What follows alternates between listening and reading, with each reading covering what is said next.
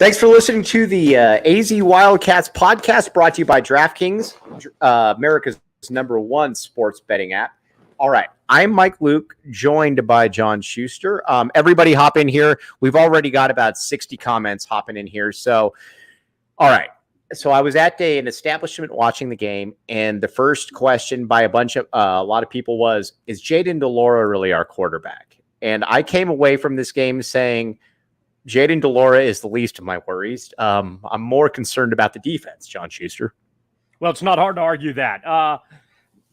Working in reverse engineering this a little bit for the folks who approached you at Tap and Bottle downtown this afternoon. De Laura was bad in the fourth quarter. No doubt, 100%.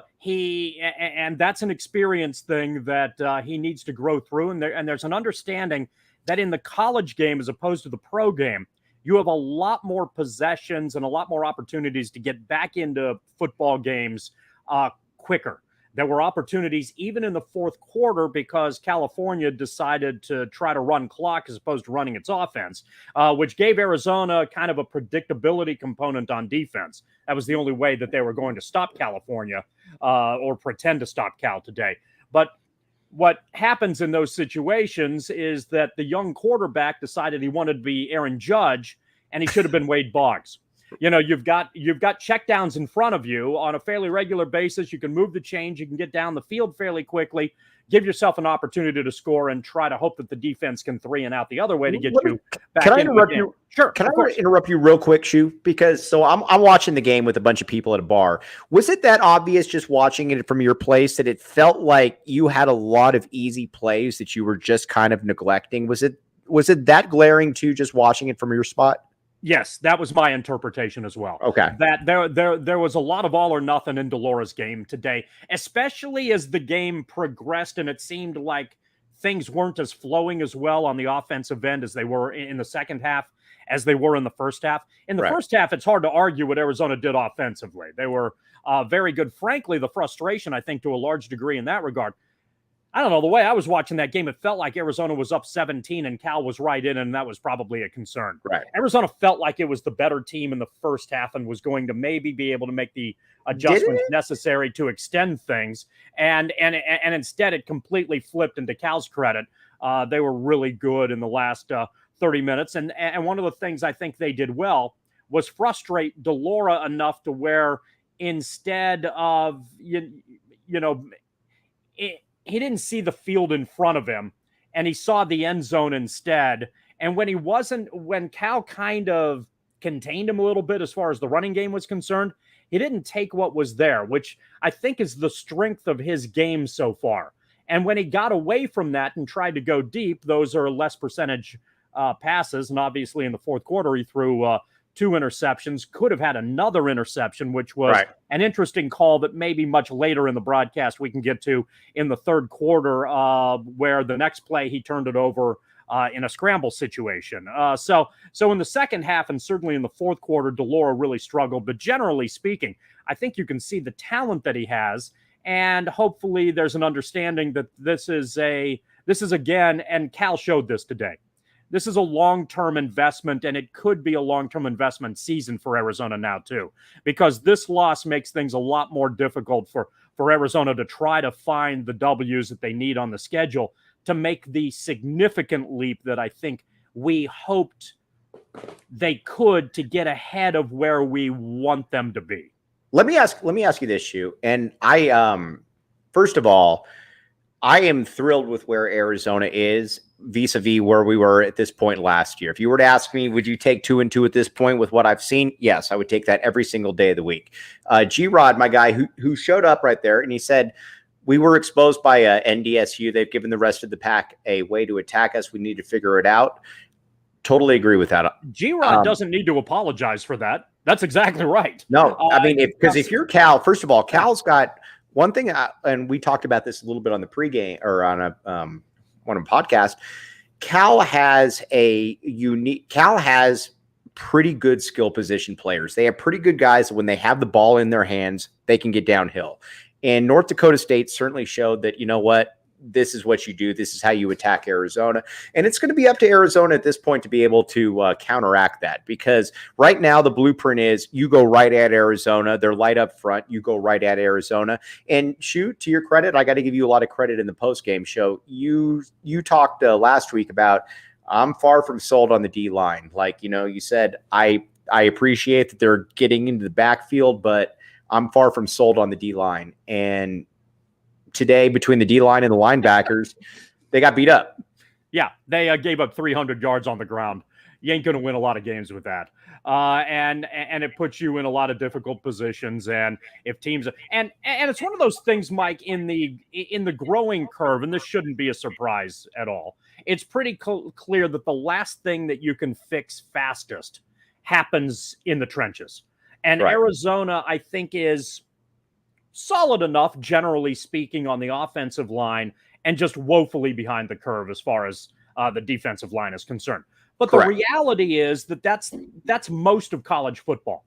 And I think Cal's the same way too. And what you see in these sorts of games when you aren't good up front is that you get a lot of ebb and flow taking place, and you have an opportunity to give quarterbacks time in the pocket. And when they have that time in the pocket, then they can make plays. De Laura is good enough to make plays in those situations for Arizona. And the reality is that against Arizona, competent quarterbacks, of which Arizona is going to see a lot throughout the remainder of the season, are able to put together big plays as well. So yes, Arizona's defense, and especially its front line, is obviously a problem. I'm not sure it's a problem that gets rectified this year, but it's pretty clear that that's got to be the priority as far as their recruiting focus goes as this thing moves ahead. Well, and see, that's something too. I think you hit the nail on the head. I don't know that this is something that's going to be necessarily rectified. Like, I've always felt that you can rectify certain things during the season, but when a team's just beating you up incessantly in the middle, down the field, that's something that's pretty hard to just be able to say, we can fix that, tomorrow, or we can fix that during this week. That's going to be a problem that I think Arizona is going to have every single week. And I think G-Rod hit the nail on the head. This is going to be an issue that Arizona is going to have all season. And you're going to find out really quickly, this is just a guess, but you're going to find out really quickly what kind of corners Arizona has, because I think at this stage in the game, and we're going to get to the offense a ton, but I think that, if you just go with your normal 4-2 personnel, your normal 4-3 personnel, you're probably going to get beat up quite a bit, just being people gashing you. I think they're going to have to throw a lot more people in the box. And from there, we're going to see how good the corners are. Yeah, it's because this hasn't worked. And G-Rod and the other folks who have recognized the obvious here are right. The only stops defensively that Arizona had in the last two games to speak of are when teams decided to try to run clock maybe earlier than they should have and been a little bit more conservative. Right. Then when Arizona knows they're absolutely going to run and there's no real threat for the pass, then they can sell out and maybe make a play or two and give themselves an opportunity to get off the field, or they force turnovers. And this is something we talked about in last week's postgame as well. If your defense relies only on turning the ball over, the long-term reality of that is that you're in trouble against good football teams. Alabama, LSU, those schools, when they're at their peak, they rely on stopping you, not forcing turnovers, is what you're getting at. That's exactly right. And what you're looking at is an Arizona. It's a great skill set to have, and it can change momentum, and it's going to be something that this Arizona team has to rely on. But it's not going to be there all the time. And Cal showed that today. And other teams this season are going to show that as well. And when they do, Arizona's probably going to be in for some long afternoons and evenings on the defensive end of the ball. Yeah, and see, here's the thing. And we're going to talk a lot about the offense, because I think the offense is getting a lot of I think the offense is getting a lot. By the way, NPOB seems to who thought that it – no, okay, cool. I thought NPOB was giving me a hard time. He's not actually giving me a hard time. How dare he? Hey, dude, NPOB, step back. But there's a couple different things here, especially on the defensive side. Can you really, and I think back to the Stoops or the Rich Rod year when Arizona was really good on the defensive side of the ball as far as forcing turnovers, the Scooby Wright thing. I don't know that that's sustainable. And maybe I fell into the trap to thinking, well, you can do that. That can be sustainable. I don't really know that it is. And I think that Cal pretty much forced that issue at this point. This is one of those things. Sustainable. Hey, a turnover thing for the defense, and we may have some games this year where Arizona forces 4 or 5 turnovers and wins a game against a team it shouldn't as a result of that. Right. It's the type of thing where if you bring better talent into the fold, maybe that's the difference between winning 6 and winning 8. For Arizona this year, maybe it's the difference between 3 and 5 right now. But so it could happen. It's a great thing to have. It's a great thing to do, but you'd better be more fundamentally skilled and you'd better have better talent, because that's going to work play to play to play, possession to possession to possession, quarter to quarter to quarter, game to game to game, than relying on turnovers is. And if Arizona is only relying on turnovers, then, they're going to be a mediocre to not very good defensive team that just needs to get better talent on that side of the ball. All right, a couple things. First of all, tap and bottle. John Schuster did not show up to tap and bottle, but John Schuster is my best friend, so John Schuster gets a free pass. John Schuster could never show up to tap and bottle and he would still be my best friend. That's how much I like John Schuster. But you should show up there, though. We had a great turnout today. William Brad Alice showed up. Our guy, Nate Rady. Bunch of different people showed up. Kobe Thiel showed up. Big thanks to everybody. Great 4 Peaks specials on tap. My parents showed up. They gave me a ride home. Appreciate you, Mom. Appreciate you, Dad. I know that they're watching this right now. But again, it was a great setup. And on top of that, got to tell you a little bit about game time. Are you like me and John Schuster, where you think, you know what, I'm a little bit of a procrastinator, and I never really get the tickets that I want, and that's where you get into tap and bottle right here. G-Rod, you're a beast, dude. You and your lovely wife, thank you for showing up. Here's the deal. So Game Time is the hottest new ticketing app for concerts, for games, for pretty much anything. You can save up to 60% on tickets when you go on there. Again, it's great for you procrastinators out there. If you love PHNX and you love Game Time, the best way to support us is by buying your tickets through the link on the description. Check it out, Game Time app. All right. One thing, though, that I do want to go this is kind of funny. Was Sumlin a tap and bottle? He was not a tap and bottle, not to my knowledge. Couple different things right now. Offensively, though, I'm going to back the A. I'm going to stick up for the offense right here. I don't have any problems with Jayden de Laura. I've heard people saying that, de Laura doesn't take the easy pass. John Schuster, you're definitely right on that. We're going to get to that in just a second. But overall, if I watch Jayden de Laura out there, from the way that he can move, the way that he can throw the ball, I believe that Arizona can win a lot of football games with him. Is he perfect? No. Is he Joe Montana? No. But is he good enough to win a lot of football games? Yes. And I think I think there's clearly reason to believe that he can get better. We're still very extraordinarily early in the de Laura era, the de Laura tenure at Arizona. So, if he can recognize what's in front of him on a more consistent basis and not necessarily panic, which is a curse of inexperience, then improvement is there. You can't teach the arm. He's got the arm. He can make the throws. I think he sees the field very well. He can scramble. Those are all very good things. There are obviously things that he needs to shore up. I think the folks who are concerned that he looks only for deep balls are right. I agree with that. I think that's fair. Yeah, what happens here to some degree is Arizona becomes a very rhythm offense. In the first half, the rhythm was good, and de Laura looked like one of the better quarterbacks in the conference. In the second half, when the rhythm wasn't there, it was California that got the better end of it, and it looked like de Laura forced things, believing in him. He kind of went into Brett Favre mode. I know exactly. Brett Favre between the lines mode. It's like, I can make every pass, and every pass is going to be a touchdown. There was a guy. It's funny. It's funny you mentioned that. Yeah, go ahead. Go ahead. No, in front of you, the gist is, Mike, and then I'll let you pick that up. That when you have your check down routes and you gain positive yardage as a result of that, it opens up the field a little bit and you can be more effective on the deep pass. It doesn't necessarily work the other way around. And I think at this stage, that's something where Arizona's a little bit more comfortable.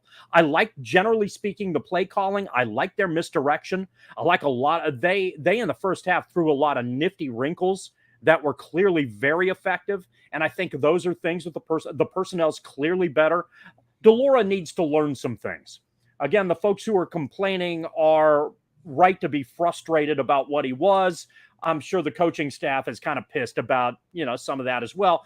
Again, recognizing that there's some long-term components to this, and there's an anticipation that de Laura is going to be a better product most of the time. I think if you can get 2 good de Laura games, and then you get 1 frustrating de Laura game, and then it becomes 3-1.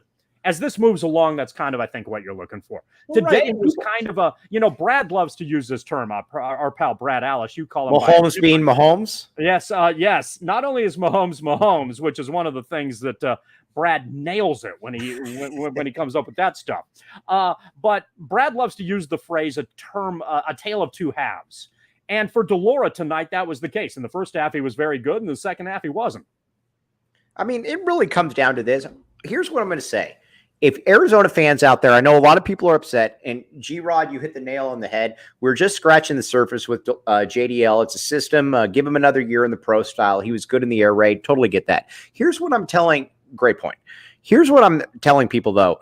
I never felt until about 4 minutes left that Arizona was out of this game. Like there was no chance that they could win this game. Last year at this point, I would have thought that Arizona would have been out of this game the second they were down 2 touchdowns. So if again, I'm not looking to be an apologizer, but if you want to look at it from that perspective, that's what I would say is that Arizona can stay in games. Again, they still have massive faux pas, but shoot, again, it was a team that won 1 game last year. So well, and that's the difference. Arizona had 0 margin for error last year. They have, and even if they played perfect football games, probably weren't going to win. They just didn't have the talent.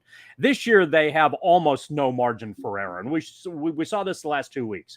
Against North Dakota State, Arizona committed no penalties. 1 penalty, I believe. Limited turnovers. Today, I think they had 3 turnovers and 8 penalties for somewhere in the neighborhood of 70 yards. If Arizona makes mistakes like that, they're not going to win games against teams of Cal's caliber. And the reality is that most of their schedule outside of Colorado this week, from this point on, ASU accepted, is Cal caliber or more than likely better from a talent standpoint. No doubt. So if Arizona presses and makes mistakes and makes things worse, they're going to lose football games. But they're competitive enough to get a W here and there because the talent has improved as much as it has. Now, does that mean, and there was another thread here, your pal, Mr. Thiel. Mr. Thiel, a great man, a smart man. Great and Many smart. people are talking about him. He said Who did I sound like right there? He said he was pissed today, and he's right. And not, well, I mean, he knows he's right because he's the one who said he was pissed, but he's right to be pissed. What he's doing. Yes. And the reason is, this is a game Arizona needed to have if they wanted to jumpstart this thing a little bit quicker than we had hoped, because they're going to get a W next week. If they win today, they're 4-1. Then you look at a 7-game gauntlet that's ugly. They would be underdogs. They will be underdogs in every game on the schedule up until ASU. No, they're not going to be an underdog against Colorado. I guarantee you that. Colorado, they're going to win. Colorado makes them 4-1. Once you get to Colorado, you're sidetracked a little bit here. This is why the Cal game was so important to win, is my point. If they win the Cal game, then they're at 4-1, and now you have an opportunity to pluck some W's there that can maybe even make you bowl eligible. Now you're 3-2 going into those matchups, and can you beat ASU? Yeah. But now you've got to steal a couple to get to where you wanted to be to get ahead of it. And that's a lot more difficult based on where Arizona's talent level ultimately is. So we may look back at this Cal game and be frustrated. This is the first game on the schedule that you felt like Arizona had an opportunity to win and maybe the personnel to get a W, and they weren't able to get it done. One thing that I think that we do need to look at, though, and this is a great point right here. By the way, David Matola, great question. Lewis Holmes is the biggest bust in U of A history. If you just go by hype, if you go by what everybody was expecting, I thought he was going to be LeVar Arrington. I mean, obviously he wasn't LeVar Arrington. He was closer to Mike Luke than LeVar Arrington, which is a problem. But the one thing that I have found out, that I have noticed though, and I think Schuster's looking at this from more of a laid back perspective, which I really appreciate about all of this, is that outside of Christian Roland Wallace, the other cornerbacks on this team are not great. You're generally going to see teams that are going to kind of beat them up. You're generally going to see Rutherford that's going to get picked on a lot. You're going to see some of the freshmen get picked on a lot. My question is this, though. If you have one good corner, and I can't really think of an example like this, but if you have one good corner and you don't have somebody else on the other side, and you already have a defense that is getting gashed on the ground, where do you transfer help to, Shu?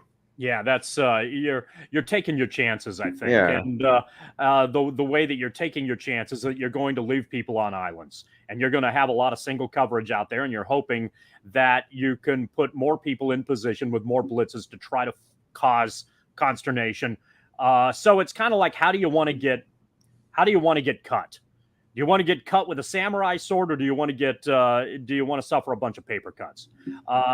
Arizona may need to look seriously at the samurai sword model, and I like it, and blitz a heck of a lot more than it has, and try to be creative in that regard to see if they can force teams behind the chains. Because if Arizona goes into something and in the first half they had some success with that, and they kind of pick and choose their times to do it. There are a couple issues with that. One issue, obviously, is that you leave guys in single coverage and you can give up big plays and big scores, and that's a momentum concern. The other is that as the game progresses, maybe your offense isn't able to keep up, or maybe there's a conditioning issue that works its way down the path and so forth, and so you get into some situations where you're trying to invent ways to make things a little bit more difficult on the opposition. No doubt. But if you go to the opposition straight up based on what Arizona's talent has and what we've seen with Arizona's skill set, especially in the trenches over the course of the last 2 weeks, there's going to be a problem more often than not. North Dakota State put up a lot of yardage, and we wrote it off to North Dakota State being a team that runs the football very well, which is true. And their style and their execution is exceptional, which is true.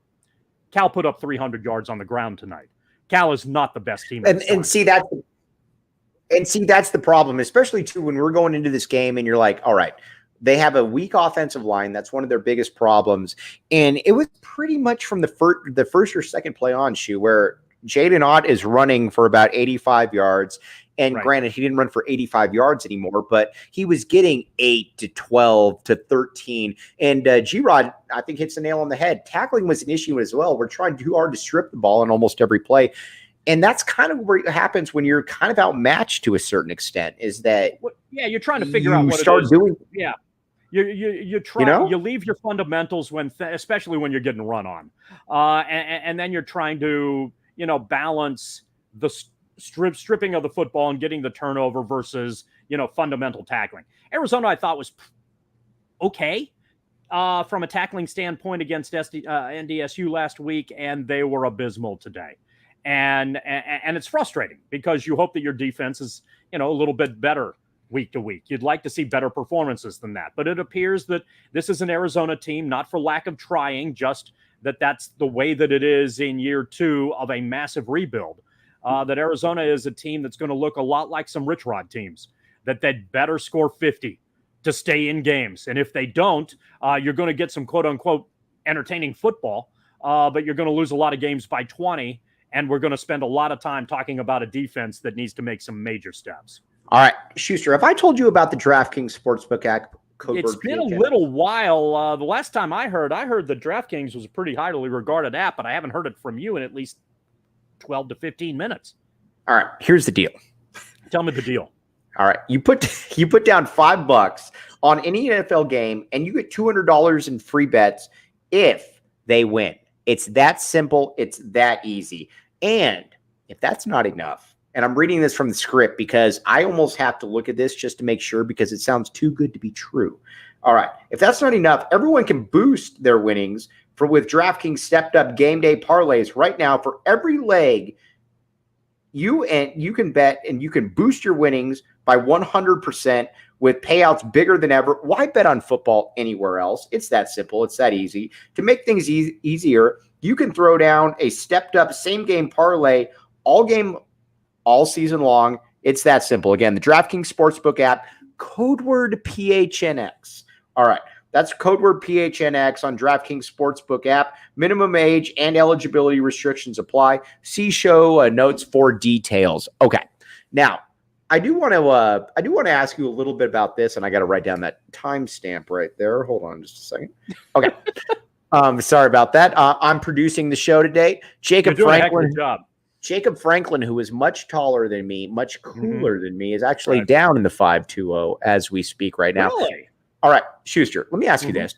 Sure. Watching Arizona football right now, how many wins do they feel like? Just from an outsider perspective, how many wins do they feel like? Well, after today, they feel a lot closer to 3 to 4. I think you've been they're definitely 3 because they're going to win next week. Right. Okay, and then who else are they going to beat? I mean, you look at it, and here's where I'm going to back the A here a little bit. And notice over my left shoulder, back in the A, UCLA has looked like crap all season. Okay. Washington State, I know they got the big win against Wisconsin. I still feel that's a winnable game. They were extraordinarily competitive today and should have beaten Oregon. Correct. 12 in the last 4 minutes. That's a legitimate win. Now, let me ask you this. Are we sure that Oregon's good? Yeah, I think so. I think Oregon's pretty good. Okay. I think Oregon's better than Arizona. I mean, here's the thing. So you're going 5 wins. Are you going 5 wins? I doubt it. I'm after losing to Cal today, 5 becomes a lot tougher to achieve. It's possible. You think they're 4 wins? I think they're probably closer to a 4-win team. Yeah. Okay. And maybe I'm undervaluing Cal, because Cal is what now 3-1. And Cal, I'll be honest with you. I hate to interrupt. I don't mean to interrupt you, but Cal was better than I thought they were. Yeah, okay. And maybe I thought that Cal had some pretty good talent for sure. I think the thing about this conference is that if you try to, place a little hierarchy on what you're seeing here, we know that Utah's good. We know USC's good. We're pretty sure Oregon's good. We think Washington's good. Washington State looks legit. That's 5.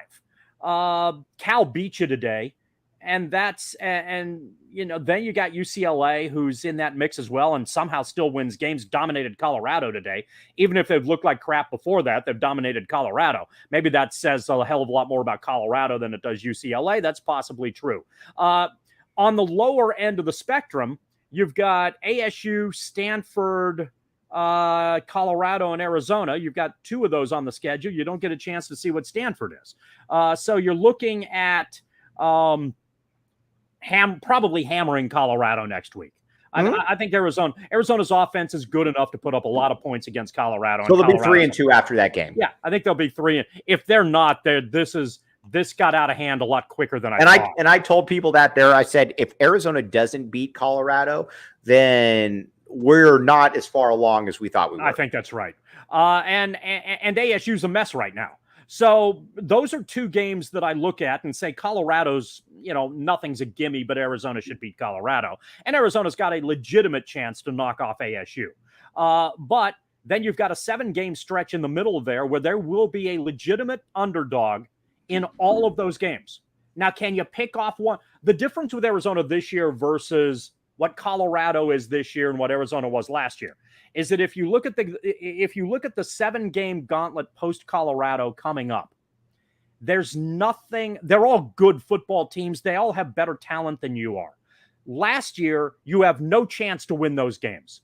This year, you got a puncher's chance. You've got good personnel on the offensive end. You make a couple plays happen here and there. You can get a W here and there.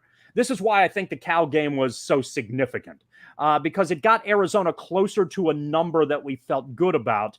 Now this one kind of makes it a little bit more difficult for Arizona to string together what it needs to try to overachieve once we get to the end of the year. And see, I think that's what's frustrating for Arizona fans is that you were hoping that this would be the game because if Arizona wins this game, it becomes pretty interesting then as far as the bowl game goes. But you're at 4-1.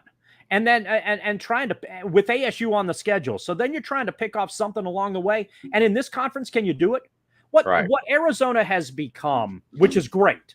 They have gone from being a disaster to being a competitive team that probably isn't far enough along to get to get the consistent W's. Right. But they're not. What did you call it? I think you had they're not an informal bye week or something like that. But they're a bye week again. They're a get healthy week. Yeah, so Arizona can. That's what they were last. They were a bye week last year. This year they're gonna. You can't just show up to beat Arizona this year. So that's a much better improvement. And as a result of that, in a conference where there's a lot of pretty good, okay and improved can be pretty good. Not consistently, but we've seen Arizona pull off some significant upsets that are a lot more one-sided. So it's certainly possible in this conference that Arizona can pick one or two off, but losing to Cal today makes getting where we wanted them to get or hoped that they could get in year two, I think significantly more difficult than had they been able to get the W here, one at Colorado or one against Colorado, and you're staring at 4-1. With I do believe that Coconati right here is an ASU fan. You're speaking for yourself. 2-10. I don't see ASU really winning any more games. So again, have fun with that dumpster fire down there. I'm going with Sean Seeley right here. I'm going 5 wins. I'm back in the 8 of 5 wins. I think that Arizona beats Cal. I think that they beat. Well, they can't beat Cal. They beat Colorado. I know what you mean. Yeah, and I think they beat ASU. Okay. And I think there's a win to be had in there. I don't think that these schools are that good that are in the conference right here. KB Thiel is a total beast, and he says we're going undefeated from here on out. That is the ultimate backing the A right there. That's a hell of a shot. All right, but here's all I'm going to say. Shoot, let me just ask you this from a just a detached perspective. Right now, all right, I will bet you whatever you want, Coconati, that Arizona wins more than 2 games. Now, we'll see if you oblige. I don't see that happening. But Schuster, is this team better, worse than you thought that they would be coming into the year? Better. They're much more progressive. They've progressed a lot more on offense than I anticipated. And again, I like the style that they're ultimately playing. I understand the folks out there frustrated with the starting quarterback, but there's a lot of inexperience there, and he has there are a lot of tools there, and I think there's reason to believe he can be a lot better. That's definitely a good thing. Defensively, they're going to have to be a lot more creative. Their woes on the line were exposed today, and unless they do something schematically dramatic, they're going to be exposed week in and week out. There's now plenty of video out there, 2 consecutive weeks, that shows every coach in the conference how to play Arizona on that side of the ball. And one of the things you have to tell your kids is just take care of the ball. You take care of the ball, you're going to move it up and down the field. You're going to score your share of points and do what you want to on the offensive end. So which makes it perhaps a little bit more difficult for Arizona to force turnovers if the other team is aware that that's all you have. So in the offseason, and obviously we're looking ahead, there are still a lot of games ahead of us here. In the offseason, it is clear that Arizona's recruiting priority is frankly the same recruiting priority as everybody else in college football. Shore up your defensive line. And they have a long way to go, and we'll see how effective they ultimately are in making that happen. All right. Again, it was a little bit of a tough. The offense does. Is it fair to say the offense feels light years ahead, John Schuster? Absolutely. Yes. The offense is good and can score. The offense, I think, is going to be effective against many of the teams that it sees this year. The question is, can it get enough stops and make enough things happen on the defensive end to give themselves opportunities for the W's that we hope they can achieve. All right. Sean Seeley, a very wise man, said USC and Utah losses for sure. Every other team is fair game. There has to be an upset somewhere. John Schuster, you have been covering games since the Pop McHale era. And the first thing that you always told me is that there's always an upset somewhere. Arizona will upset somebody at some point. Is this fair? I think that's a very real possibility. Again, in this league, and I don't even, and frankly, we just assume that USC and Utah are because they're better football teams. Could Arizona, and Arizona played Utah reasonably well last year. Right. So you go through it's a long season. Teams, have bad weeks, and that helps. If you catch Arizona and you have a bad week, Arizona can win that football game. So is there an upset on the schedule? Very possibly. Are there multiple upsets on that schedule? And keep in mind, Arizona's an upset outside of Colorado and possibly outside of ASU. Arizona's an upset in every game it plays the rest of the season. So does Arizona have 2 upsets or 3 upsets in it? Probably not. Right. But is there a quote-unquote upset somewhere? Yeah, I can certainly see that happening. All right, Fernando Parra, great poster. Most of the stuff we're worried about with the offense is correctable and comes with coaching. Fish has given me confidence that they'll grow from the offensive side of the ball. Totally agree with that. I don't really have any problems with the offensive side. Again, and Schuster mentioned this, when you're watching it on TV and you're not working a crowd, you're like, all right, there's an easy, and I didn't mean that as a flex. I know. Oh, you did. You did that. So you humble bragged that so beautifully. Yeah. You did a little of this. It was very, Do you realize how douchey that just sounded too? When you're working a crowd like the big time professional that I am, I thought, that was well done. You had a chance. I sounded incredibly douchey right there. And I did not mean it to be incredibly douchey. Big time to this room. That was very well done. I do apologize, but I have no problems with the offense. I have no problem with you working a room. I have a problem with how it sounded, but Fernando Parra, totally agree. The defense, you're going to have to figure some things out. I'm curious to see what they have to say at the presser. By the way, Four Peaks Brewery, the official brew of PHNX Sports. Check it out. Again, this is where you go for the Sun Devil watch parties. All kinds of good stuff. Four Peaks Brewery. Check the notes in the description, but that's the place that you want to be. Augustine Munoz, great name, by the way. I love that name. Fantastic name.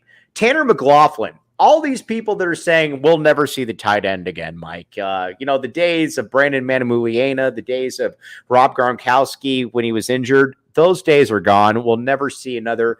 Tanner McLaughlin is an absolute problem for opposing defenses, Hugh. And I think the problem from an Arizona fan perspective is that he doesn't get used more because he is an excellent safety valve for de Laura when other stuff isn't open. And Arizona can become an effective team if there's a lot of recognition here. And again, a lot of folks who are commenting have rightfully touched on this.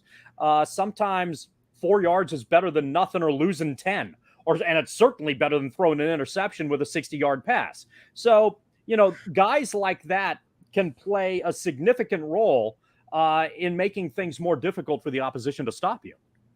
All right, Shu. Again, everybody out there, thanks for tuning in. This was a little bit disappointing. Coconati, Arizona will win more than 2 games. I guarantee Nick it. Howard, ask Coconati. He knows the answer to that. Yeah, that's the way that it is right here. But Shu, as always, appreciate you. Everybody out there, Arizona will win next week. I guarantee it. And if Arizona doesn't, then, well, we're in worse spots than we think. By the way, John Schuster, what do you think about this? Oh, man. Wow. That's back in the 8 to 1989. To a previous millennia. That is beautiful work right there. Man, right. You were breaking out some classics. Nicely done. Everybody out there. Now, let's go root. That's what it takes to work a room. Let's go. I'm going to never live that one down. But I will say this. Let's go root for Utah right now. Not all is lost this weekend. We can go root for Utah. We'll be back with you on Monday. Again, for John Schuster, I'm Mike Luke. Everybody out there that, first of all, that came to Tap and Bottle, sincerest congratulations or sincerest thank yous. And everybody out there, again, really appreciate you all. You've been listening to the AZ Wildcats podcast.